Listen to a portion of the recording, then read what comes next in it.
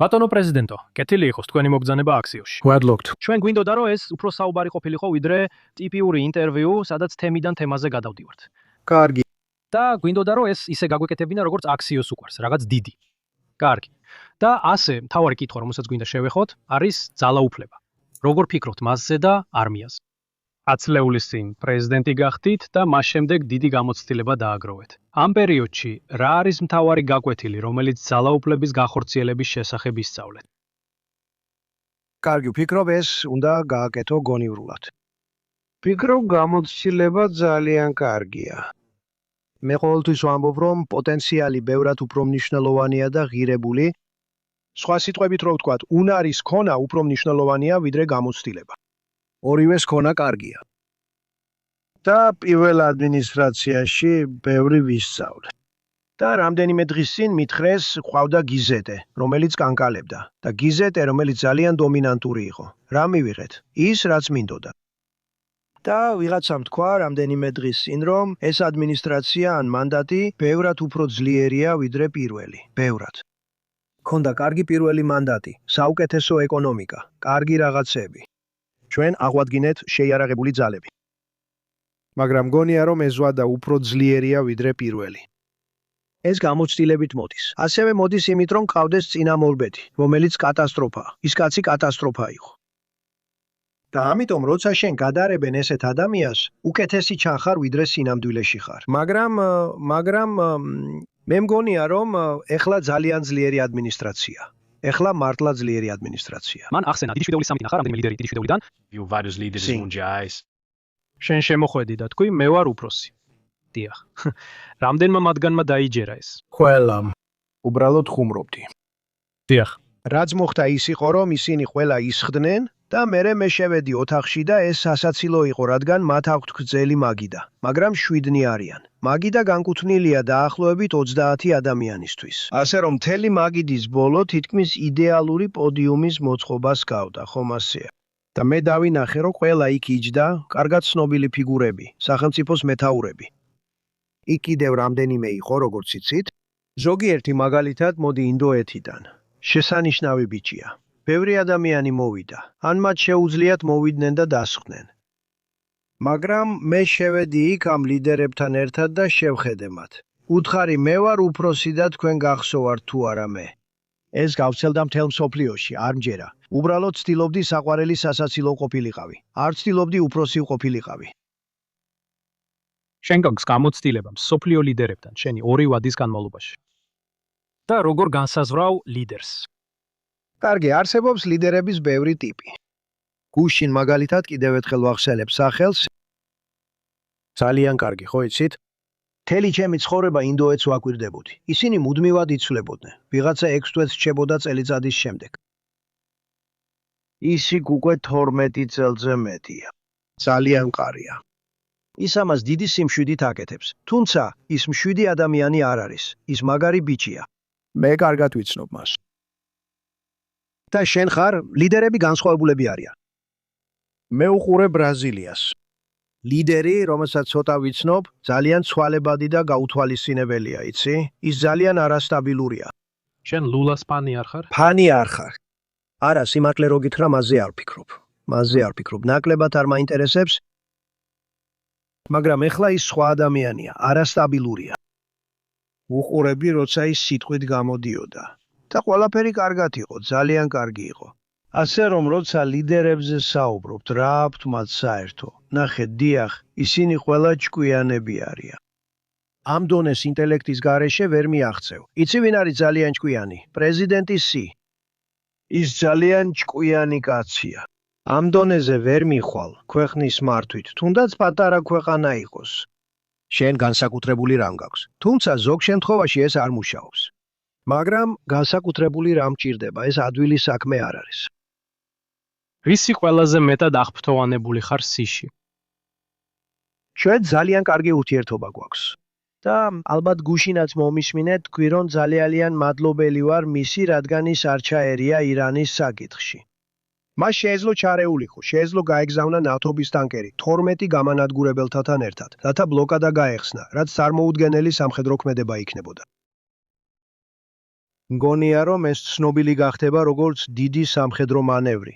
ეს ისეთივე მნიშვნელოვანი იყო, როგორც ყველა დაბომბვა, რაც ჩავატარეთ. ისინი იღუპებოდნენ. მათ თვეების განმავლობაში არც ფული ჰქონდათ და არც არაფერი. მაგრამ პრეზიდენტ CS მეთხოვე მას უთხარი მართლა მადლობელი ვიქნები თუ არ ჩაერევით. და ის შესანიშნავი იყო. ის არ ჩარეულა. და რომ ეს სხვა ვინმეს ეთქვა, არ მგონია მისთვის მეკითხა, მაგრამ მე ვკითხე. მე მასთან კარგად მეგობრობ. ის ძლიერი კაცია. ის არ თამაშობს. ის არ ჯდება და არ ამბობს, რა მშვენიერი დღეა, რა საოცარი დღეა, მარკ. ნახე რა ლამაზია. ნახე მზის ჩასვლა. ასე არ არის. ეს ისეთი საქმეა, რაც მე მომწონს. მე ვფიქრობ, რომ ეს შესანიშნავია. არის რამე ჩინურ სისტემაში, რაც თქვენ და თქვენს ქვეყანას სარგებელს მოუტანს და გსურთ, რომ აქაც იყოს. დიახ. სინამდვილეში ეს უნდა იყოს მინუსი, ხო იცით? ჩვენ გვაქვს მეწარმეობა და ყველაფერი, რასაც კითხულობთ, მაგრამ ისინი იქ ისეთივე სწრაფად არიან, როგორც ჩვენ. იცით, რაღაც მოდაშია და ჩვენ მივდივართ იქ, ხოლო ჩინელები უკვე გველოდებიან. ანუ ოდნავ უსწრებთ მათ, მაგრამ ხელოვნურ ინტელექტში ჩვენ ვიგებთ. ჩვენ გვყავს მსოფლიოში ყველაზე ძლიერი სამხედროები, ჩვენ გვყავს ყველაზე ძლიერი არმია, მან აღიარა, თქვენ გყავთ ყველაზე ძლიერი. დავარია აშენება, ავაშენეთ ჩვენი შეიარაღებული ძალები. პირველ ვადაში და კარგად ვიმუშავე. ნახეთ, შეხედეთ ვენესუელას. 48 წუთში ყველაფერი დასრულდა. და სხვათა შორის, ეხლა ჩვენ შესანიშნავი ურთიერთობა გვაქვს და ამ ომის საფასური ვენესუელასთან ბევრჯერ გადავიხადეთ.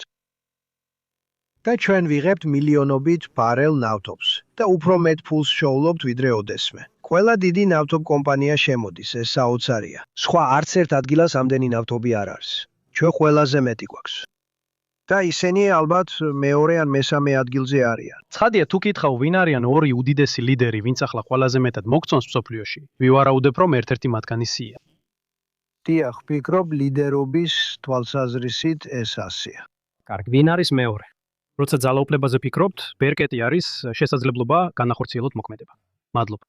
მათ გამოაცხადეს ძალიან კარგი მაჩვენებლები. ის ომებში არ ერთვება, რაც ჭკვიანურია. მას ხავს დაახლოებით 5 მილიარდი ადამიანი. ის ყველაზე დიდია, ინდოეთი ყველაზე დიდია, ინდოეთი. ეხლა ჩვენ ბევრ საქმეს ვაკეთებთ. ისინი ამით კმაყოფილები არ არიან, რადგან ადრე უკეთესად იყვნენ. მოდი შესანიშნავია, შესანიშნავია. კლასიკაა, ხო იცით? თუ რომელიმეზე ფილმს გადაიღებდი ჰოლივუდში, ესეთ კაცს ვერ იპოვიდი, ხო გესმის? გეუბნები, ესეა.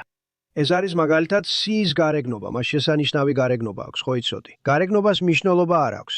არ მიყვარს ამის თქვა, ვილაპარაკებ გარეგნობაზე, მაგრამ ის მაღალია. ის არის 1 მეტრი და 80, 1 მეტრი და 90 და 88 სანტიმეტრი. მას მაღალი აღნაგობა აქვს. მას დიდი თავდაჯერებულობა და გონიერება აქვს. მოდი სრულიად განსხვავებული გზით პატივს სემენ. მე ვნახე, იცი? მე ნამდვილი მოდი ვიცი, ძნელად გასატეხია. გეტყვი, შენ გაქვს. აღმოვაჩინე რაღაცა, რაც არ ვიცოდი. პაკისტანში შენ გაქვს ფელდმარშალი, მაღალი რანგის ოფიცერი. ვინ არის შესანიშნავი? მინ არის, ის შესანიშნავია. და შენ ყავს პრემიერ-მინისტრი. ისინი ძალიან კარგად ეწყობიან ერთმანეთს. მე ვიფიქრე, კარგი იქნებ სამხედრო. ის პატივს სემს პრემიერ-მინისტრს, ეს ლამაზი სანახავია. მაგრამ მათ ნამდვილად დაგვეხმარნენ ამ შეთანხმებაში. ისინი იცნობდნენ ირანელებს და ხალხს და ისინი კარგები იყვნენ. ლიდერები ძალიან სხვადასხვანაირები არიან. უმეტეს შემთხვევაში თუ ჭკვიანი ადამიანი ხარ, შეგიძლია გაიგო. იცი, ამ პოზიციებში უნდა იყო, ჭკვიანი უნდა იყო, ძლიერი უნდა იყო. შეიძლება კიდევ უფრო ჭკვიანი, მაგრამ კომბინაცია უკეთესია. მაგრამ ყავს შესანიშნავი ლიდერები და ძალიან ცუდი ლიდერები. ვიცი ვინ არიან ისინი? ამაზე ვისაუბრებთ. ვინ არის ბოროტი? ორივე, უფრო სუსტები. კარგი, ამას ვერ ვიტყვი, იმიტომ რომ ამას ვერ ვიტყვი. გეტყვი თუმცა, რომ ეს ბოლო დღეები ძალიან საინტერესო იყო. ის საფრანგეთში ჩატარდა და ემანუელ მაკრონი, რომელიც იქ დიდხანს აღარ იქნება ამ ქვეყნის მოქმედი პრეზიდენტია და ის იყო ნებამომეცი გითხრა რა. მან შესანიშნავი სამუშაო გააკეთა, მან უმასპინძლა 7/3-ს. მართლა ძალიან კარგი სამუშაო. არანაირი ხრიკები არაფერი? მან ერთი კვირით ადრე დამპატიჟა, მითხრა. გთხოვ დამეხმარები. პარიზში ჩამოხვალ. გვინდა პატივი გცეთ. მე ამას ერისადმი პატივად ვთვლი, მაგრამ მან თქვა, მინდა პატივი გცე. და მასთან ერთად ევროპის ყველაზე გავლენიანი ადამიანები იყვნენ. და ასეა და მე თითქოს არ ვაპირებდი ამის გაკეთებას. მაგრამ მან იცოდა ჩემი სისუსტე, რადგან ფიქრობ, რომ ვერსალი ერთ-ერთი ყველაზე საოცარი ადგილია. მაგრამ არა, ეს საოცარია და ეს არ არის ის, რასაც ისინი აკეთებენ. ხვდები, რომ ისინი ამას არ აკეთებენ. და ვივახშმეთ. გონია, რომ მან შესანიშნავად იმუშავა დიდი შვიდეულის ფარგლებში. მე დიდი შვიდეულის არაერთი შეხვედრა მინახავს. და ადრე ისინი დიდი რვიანები იყვნენ. მათ უნდა შეენარჩუნებინათ დიდი რვიანი, ალბათ რუსეთთან და უკრაინასთან ომი არ იქნებოდათ, რომ გაეკეთებინათ. ობამა არ უნდოდა პუტინი იქ. უნდოდათ პუტინი წასულიყო, ეს იყო დიდი რვიანი. მეტად უკეთესი იქნებოდა, რომ შეენარჩუნებინათ. ეხლა სინათლე გვირაბის ბოლოს. კონფლიქტისთვის საბოლოო წერტილი. რა ისწავლე არა მხოლოდ ძალაუფლების განხორციელების, არამედ მისი საზღვრების შესახებაც, როგორც კონფლიქტის შედეგი. საზღვრები არ არსებობს? არა. ეს გაკვეთილი ჯერ არ მისწავლია. ვიცი რომ არსებობენ, მაგრამ საზღვრები არ არსებობს. ჩვენ მათ სამხედრო გზით დავამარცხეთ. პაკისტანის თხოვნით, რადგან ისინი ახლოს არიან, აღარაფერი გამეკეთებინა. მე უთხარი, ისინი ძალიან მომწონს, ვფიქრობ, რომ საზღვრები არ არსებობს.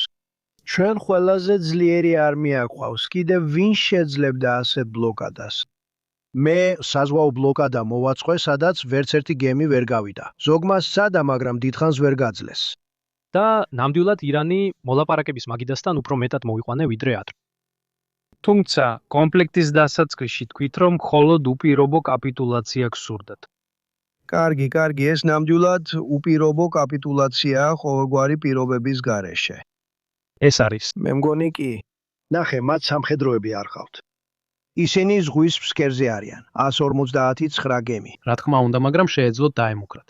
მათ მხოლოდ ეს პატარა გემები ხავდათ გარკვეულ დონემდე. კარგი, ნახე, როგორც გინდა ისე დაარქვია მას. ან მოусმინე JCPOA-ს, ობამას ბირთვულ კატასტროფას, რომელიც ესეთი ცუდი იყო. როცა ობამა წავიდა, მან არ დაარტყა სამხედროებს, რა თქმა უნდა. მან არ დააზიანა საზღვაო ძალები, არც გაანადგურა საჰაერო ძალები. მე გავანადგურე საჰაერო ძალები. გავანადგურე მათი ანტისაჰაერო იარაღები. ჩვენ სრულიად თავისუფლად ფრინავდით. გამოვთეთ ფარული რეჟიმი, მათ ვერაფერი გააკეთეს, მან არც ერთი ეს არ გაუკეთებია. მან მათი ლიდერები არ მოკლა. მე ორჯერ მოვკალი, ორჯერ და ნახევარიც კი. მან სულეიმანის წინააღმდეგ არაფერი გაუკეთებია. მე პირადად მოვკალი სულეიმანი. და შენ მოკალი აიათოლა. მე მოვკალი აიათოლა. ბრწყინვალე. სამწუხაროდ მე ვაცხენინე მეორე აიათოლას. პირადად არ ვიცნობდი მას, არც მისთვის მისაუბრია, მაგრამ ხალხი. მე ვლაპარაკობდი, მე ვსლაპარაკობდი მასზე, მაგრამ მას აქვს გარკვეული სიმამაცე. რადგან ის სერიოზულად იყო. ხელისუფლების მტკიცე გრძნობა, უდაო და ღრმა პატივისცემა. დიახ, შვილი, ჯუნიორი. თუმცა ეს ყველაფერი სიმართლეც რო იყოს, კარგი. ვერ იტყვი უბრალოდ. დაივიწყე, მე გავანადგურე შენი არმიები, არანაირად. იმ ადამიანებისთვის, ვინც ამბობს, იქნებ საკმარისად ძლიერი არ ვიყავი, უკვე დავნებდი. მათ ყველაზე დიდი ხიდი დაუმსხვრიე, რადგან შეხვედრაზე დაგვიანებით მივიდნენ. მათ თქვეს, ეს კარგი არ იყო. იცით ის ხიდი, ეს ჯორჯ ვაშინგტონის ხიდია. მე ის 3 წუთში დავანგრიე. ჰარკის კუნძული ავირე და ყველაფერი, გარდა ერთი რაღაცისა. და ვთქვი, მილებს ხელი არ ახლოთ, არ მინდა ეკონომიკას ავნოს. ასე რომ ფიქრობ, კაცრები ვიყავით? ხალხი ისმენს, ადამიანები, რომლებიც ამბობენ. ის შეიძლება უფრო მკაცრი ყოფილიყო. მთელი არმია გაქრა, მორჩა, სააერო ძალებიც წავიდა. ეთანხმები? დავამწუხ. არ არის თვითმფრინავი, დიახ. არა, აი თვითონვე დააზიანეს ყველაფერი, სულ ესა. წავიდნენ? საზღვაო ფლოტმა 159 გემი ზღვის ფსკერზე ჩაძირა. ლიდერობა. შენი პირველი კორდელისტები ყველა გაუჩინარდა, მათ შორის კომენე. პირველი, შემდეგ ახალი ჯგუფი დააკენეს იქ, ძალიან კარგი, მაგრამ უსიამოვნო. მე მივხედე მათ, ისინი წავიდნენ. ჩვენ მესამე ჯგუფთან გვაქვს საქმე, რომელიც ფიქრობ ყველაზე ჭკვიანია. სინამდვილეში ფიქრობ ეს რეჟიმის ცვლილებაა, ეს სხვადასხვა ჯგუფებია, რატომ შენ იმიტომ რომ ისინი, სხვადასხვა ადამიანები არიან. მაგრამ შენ ხავს კომენე ჯუნიორი, ბევრი ირანის რევოლუციური გვარდიის ოფიცერის რჩება. ეს განსხვავებული ადამიანები არიან. კომენე განსხვავდება მამისგან. ისინი რაკეტებით არ გაცურავენ. დასასრულებლად მე დავაკვირდი. ნავთობი იკლებს, მათი გემები გადიან. ისინი სახლში დაბრუნება უნდათ. ყველა ნავთობით არის სავსე. გულისხმობ ნახეთ, ამ მომენტში 700-დან 800-მდე გემი გადის, მაგრამ თუ მათ დავარტყამ, არც ერთი ეს გემი არ გავა. საფონდო ბაზარი მაღლაა, ძალიან მაღლაა. იცით რომ ბოლო 4-5 წლის განმავლობაში ბირჟა გაიზარდა, როცა ჩანს რომ შეთანხმებას მივახცევთ. საფონდო ბირჟა რამდენიმე 1000 პუნქტით გაიზარდა. ყველა უფრო მდიდარია. ეხლა ამას ამჯობინებ თუ გირჩევნია იყო როგორც სულელი ადამიანები. გულწრფელად გეტყვით. ზოგიერთი ადამიანის მიმართ პატივისცემა დავკარგე. არ მინდა სახელები დავასახელო, არ შეიძლება, მაგრამ იცი ეს რადიკალები უნდა მოიშორო. მომისმინე, მე მოკლას არ ვცდილობ. თავარი სურვილი მაქვს როგორც პრეზიდენტს, ხალხის მიმართ. მე არასდროს მინდა ვიყო დიდი ჰერბერტ ჰუვერი. ეს ის ტიპის რამეა, რაც შეიძლება მსოფლიო დეპრესიას გამოიწვიოს. იცოდი, რომ ბოლო 2 თვის განმავლობაში ბევრი გემი მივიყვანე იქ და არავის გაუგია. იცი რატომ არ იცოდნენ? იმიტომ რომ რადარი გავანადგურეთ. გავანადგურეთ თავდაცვის აღჭურვილობა და მათ ვერ შეძლეს თქმა. გასულ კვირას ერთი ღამე იყო 25 გემი, ერთი ღამე 22, ერთი ღამე 19, ერთი ღამე 20 და ასე ყოველ ღამეს. ამ ყველა ხომალთან ერთად. ყოველთვის ხალხი ამბობდა, საიდან მოდის ეს ნავთობი, არავინ იცოდა. დავიწყებდით ღამის პირველ საათზე ყველა შუქის გამორთვით და ჩვენს გვერდით ჩვენი საზღვაო გამანადგურებლები ივლიდნენ. მათ არ ჰქონდათ არანაირი აღჭურვილობა, რადგან ჩვენ გავანადგურეთ ყველა ის მოწყობილობა, რომელიც ჩვეულებრივ ჩვენს აღმოსაჩენად გამოიყენებოდა. მე 1 თვე და ნახევარი ყოველ ღამე ღამის პირველ საათზე ბევრ გემს მივყავდი იქ. და არასდროს აღმოგვიჩენიათ, სანამ დაახლოებით 1 კვირის წინ არ გამოვაცხადე, რომ ამას ვაკეთებდით. კარგი, New York Times-მა გავრცელა ინფორმაცია, რომ თქვენ ჩართული იყავით ოპერაციაში, რომელშიც დაახლოებით 20-მდე გემი მონაწილეობდა. მინდოდა შემეცვალა, არ უნდა გამეკეთებინათ. რომ გაეკეთებინათ, არ უნდა გაეკეთებინათ, ბინათ, კარგი არა. იცი ეს არაფრით არის პატრიოტული. კარგი, მინდოდა კუბაზე და ხელოვნურ ინტელექტზე მესაუბრა. ამას გავაკეთებ და სწრაფად უნდა გავაკეთოთ, რადგან ისინი მელოდებია. თქვენ თქვით. თუ კუბა იქნება, ან უკეთრად ვთქვათ, თუ ირანი დასრულდება, მაშინ კუბას ჯერი დადგება. კუბაში არის საათი, უკუსლის საათი, გთხოვთ. ეს მოქნილი ხაზია, მაგრამ მარკო ძალიან ჩართულია. ის შესანიშნავად მუშაობს, სხვათა შორის. ჩემი ხალხით შესანიშნავად მუშაობს. მაგრამ მარკოს მშობლები, ესეთი კარგი ისტორია, კუბიდან იყვნენ. მაშ, ეთანხმები, რომ ვენესუელა საოცრად დავამარცხე. 100 მე იქიდან გამოვიყვანე. როგორ შეიძლება ოპერაცია კუბაში ჩატარდეს? უფრო მეტად ვენესუელას ოპერაციის მსგავსად, რაც უფრო მეტი არა, კუბას ლამაზი სანაპირო აქვს.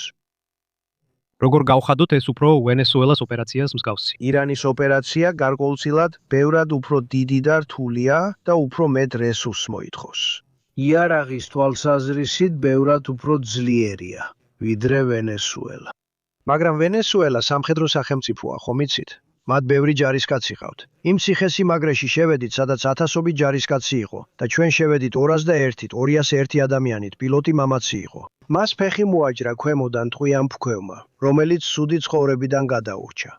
სამწუხაროდ, ცუდი სიკვდილი იყო. არა, მგონია რომ ეს ვენესუელა, როგორც ვენესუელა, ქნაით ქვეყანა. აი ესია. ვენესუელა მართლაც საოცარი იყო, მართლა საოცარი, ხომ ასეა? დიახ, დაველოდეთ. საჭირო დროს თქვი, მოდი ახლა გავაკეთოთ ეს. ამინდს დაველოდეთ. 6 დღე მოგვიწია ლოდინი. სუდი ამინდი იყო. პილოტებმა მითხრეს, ბატონო, გვინდა ეს გავაკეთოთ. წასვლა მოგვიწია ნაკლებად იდეალურ პირობებში. მათ არ ადარდებდათ. სინამდვილეში ეს 48 წუთი გაგრძელდა. ეს არის ბრასო. მას ხავს ბევრი კარგი ჯარისკაცი. გმადლობთ. ეხლა თუ ყურადღებით დავაკვირდებით ირანს, ისინი ამ ტიპის რაღაცებს უკვე 87 წელია აკეთებენ. ისინი ყოველ დღე გაღიზიანებენ თქვენ და ყველას, მედიასაც. ისინი ძალიან კარგად მუშაობენ პრესასთან, შესანიშნავი ყალბი მედიით. და ცოტა ხნის წინ სიმართლე ვთქვი, რომ თუ თეთრი კაპიტულაციის დროშა მექნებოდა აღმართული და თუ იტყოდნენ დიდება ტრამპს, ყველაზე დიდ პრეზიდენტს, ჩვენ დავნებდით. ასე დაწევდა New York Times-ი. ჩვენ მოვიგეთ ომი, მათ დაკარგეს სანდოობა. ასე რომ ეს ვენესუელასგან სრულიად განსხვავებული ადგილია. მაგრამ ვენესუელა მიცის, ჩვენ მართავთ ვენესუელას იმ ადამიანებთან ერთად, ვინც ჩვენ, როგორ ფიქრობთ, შესაძლებელია. კუბის ოპერაცია მიმდინარეობს მსგავსად. ამას, სწორედ ასეა. ყველაფერი მომწონს, ესე რომ მადლობა. მინდოდა ეს თქვენთვის არ უმეჩინა, დასავლეთის ნახევარსფეროს რუკა. არა როგორც საჩუქარი, ხომ ასეა? მაგრამ როცა ამას უყურებთ, ამას ამერიკის ნახევარსფეროთ აღიქვამთ. უფრო და უფრო. დიახ. ჩვენ უფრო მეტად გვცემენ პატივს. ხვავდა კაცი, რომელსაც კიბეზე ასვლა არ შეეძლო და ამაზე საუბარი არ მინდა. თუ ფეხი დაუწდება, ითქვიან საშინელი. შეიძლება მოხდეს, მაგრამ ყოველთვის ნუ წაბორძიგდები. ხვავდა კაცი, რომელსაც არ სემდნენ პატივს, ის ჭკვიანი არ იყო. ის იყო ყველაზე ცუდი რამ, რაც მოხუცებს დაემართათ. მყავს მეგობრები, რომლებსაც 93-95 წელი აქვთ. გარი პლეიერი, შესანიშნავი გოლფის მოთამაშე. იმ გოლფის მოთამაშემ 61 ქულა დააგროვა, მას 90 წელი აქვს და გონებრივად ისეთივეა, როგორიც 30 წლის წინ იყო. ბევრი ხალხია. ბაიდენი იყო ყველაზე ცუდი, რაც მოხუცებს ოდესმე დამართნიათ. იმიტომ რომ თქვენ საზოგადოება არ იყავით მათთან გულწრფელები. საზოგადოებამ ნახა, ის კატასტროფა იყო. იცით რა იყო ყველაზე ცუდი, რაც გააკეთა? ინფლაცია ძალიან ცუდი იყო, მაგრამ ეს ყველაზე ცუდი არ ყოფილა. ყველაზე ცუდი ის იყო, რომ ეს ყველაფერი მე მერგო მემკვიდრეობით. ნახეთ რა ხდება ფასებთან დაკავშირებით. ეხლა ისინი იკლებს და ნავთობთან ერთად ნამდვილად იკლებს. მომიწია ექსკურსიის ჩატარება ძალიან არასტაბილურ ადამიანთა ჯგუფისთვის, რომლებიც ჭკვიანები არიან. ძალიან ჭკვიანები, იცით? ირანელები ძალიან ჭკვიანი ხალხია. ისინი ერთგვარი პრიმიტიული გენიოსები არიან, მაგრამ ჭკვიანები არიან. გესმით რას გულისხმობ? მომიწია მათი შეჩერება, რადგან რომ ქონოდათ ბირთვული იარავი გამოიყენებდნენ მას და გინდათ ქაოსი ნახოთ, მიეცით საშუალება ქალაქები ააფეთქონ. ისინი ისრაელს ააფეთქებდნენ. რომ არა მე, ისრაელი დღეს არ იარსებებდა. რადგან მე დავასრულე ბარაკ ჰუსეინ ობამას შეთანხმება, JCPOA, რომელიც პირდაპირ ბირთვული იარაღამდე მიხავდა. მათ ეს ექნებოდათ. მათ მას პირველივე კვირაში გამოიყენებდნენ. ისრაელი ჩვენთან აღარ იქნებოდა. ისრაელი წლების წინ გაქრებოდა. ეხლა ყველაზე მეტად ის მაკვირვებს, რომ მათ ასე დიდხანს დაელოდნენ. დაელოდნენ სანამ არ დავბრუნდი. ისინი გაზრახ არ მოქცეულან ასე. არ ეგონათ რომ დავბრუნდებოდი. ბევრმა ადამიანმა ასე არ იფიქრა ინსტრუმენტალიზაციის გამო. მათ ინსტრუმენტად გამოიყენეს მთავრობა. მაგრამ მე გრგვინვით დავბრუნდი. მგონი უკეთესი ვარ ვიდრე ადრე. უკეთესი ვიდრე ადრე. და დაფიქრდი ამაზე. ისრაელი გაქრებოდა, რომ არა ჩვენი დართმები ბიორი ბომბდამშენებით. ისინი იყვნენ ის ერაისი მასალა. იყო თვე, მე იქ ვიყავი. მათ შეეძლოთ შესვლა. ეხლა ვეღარ შეუძლიათ. ეს ზის. ამონი მთა დაემხო მასზე. დაემხო მასზე. ისინი ისრაელსაც გამოიყენებდნენ საუდის არაბეთშიც, ეს ნახე კატარში, ელში, ქუეითში, ბარეინში. რადგან როცა ის ომი დაიწყო, ჩემი ყველაზე დიდი გაკვირვება იყო ის, რომ თითქმის მაშინვე რაკეტები სხვა ქვეყნებში მიფრინავდა. ვკითხე, რატო ვაკეთებს ის ამას? იცით ამან რა გააკეთა? 5 ქვეყანა ჩემთან მოიყვანა. ისინი შესანიშნავები იყვნენ. და ბოლოს ხელოვნური ინტელექტი, გარდამტეხი ტექნოლოგია. მხოლოდ ბოდიშით, ერთი წუთით, რომ არა დონალდ ტრამპი და ბიბი ნეთანიაჰუ, რომლებმაც კარგად იმუშავეს ჩემთან ერთად, ის იტყვის. ჩვენ გვაქვს იარაღი, ჩვენ ვართ ისინი, ვისაც სრული შეთანხმება აქვს. ჩვენ ვართ ისინი, ვისაც ბევრი ბომბდამშენები აქვს. დონალდ ტრამპის გარეშე ისრაელი განადგურდებოდა. რა ურთიერთობა გაქვთ ნეთანიაჰუსთან? კარგია, მაგრამ უნდა შევინარჩუნოთ მისი გონიერება. მასშტაბებით. შეგეძლება ისრაელის გაკონტროლება, რომ ლიბანს არ დაესხას. დიახ, შევძლებ, მინდა ვთქვა, მინდა. მათ ძალიან დიდ პატივს მსემენ და ზუსტად იმას აკეთებენ, რასაც ვეუბნები, სრული დარწმუნებით. დაიმახსოვრე ეს. თუ მე არ გავაუქმებდი JCPOA-ს, გზა დაიმახსოვრე, ეს იყო გზა ბირთვული იარაღისკენ ლეგალურად. ეს პირდაპირ აქცერია. და ობამამ იფიქრა, რომ შეეძლო მათი მოსკიდვა. მისცა მილიარდობით დოლარი, სადღაც 7 მილიარდი. იცი ეს ცნობილი ამბავი იყო, მაგრამ არ იმუშავა. ვერავის მოსკიდა, ვერც ფულს გადაუხდი, რომ თავი დააღწიო. თუ ამას არ გავაკეთებდი და 10 თვის წინ ბორი ბომბდამშენებით მათ ბირთვულ მარაგს არ დავარტყამდი, დღეს ისრაელი აღარ იარსებებდა. მაშ, ხელოვნური ინტელექტი. ეს ძალიან ოსტატური გადასვლა არ იყო. ხედავ თუ არა ხელოვნურ ინტელექტს როგორც იარაღს? კი, თუ არასწორად გამოიყენებენ, შეიძლება გახდეს. თუ სწორად გამოიყენებენ, გეტყვიეთ რამეს, ეს დიდია. დიახ. ეს არნახულად დიდია. მინდა ვთქვა, ბევრად უფრო დიდია ვიდრე ინტერნეტი, უფრო დიდია ვიდრე ნებისმიერი რამ. მე ვნახე როგორ ჩნდებოდა სხვადასხვა რამ. ეს ის ეპოქაა, როცა მოგწონენ და სასიამოვნონი ვართ. ჭკვიანი ადამიანები, როგორც ჩვენ, ვხედავთ რა ხდება. ეს ხელოვნური ინტელექტი მართლაც საოცარია. ეხლა ეს დაუჯერებელია. თქვენ მიიღებთ სამედიცინო განკურნებებს 20 ან 25 წლით ადრე ამის გამო. თქვენ სხვა რაღაცებიც გექნებათ. მაგრამ უნდა გაიგოთ, უყურეთ. იცით, ჩვენ გვაქვს სიტუაცია ანთროპიკთან და არ მოგწონს ის, რასაც ისინი აკეთებდნენ. და ამ დრომდე ვფიქრობ, ისინი ძალიან პასუხისგებლიანად მოიქცნენ ჩვენი თხოვნის მიმართ.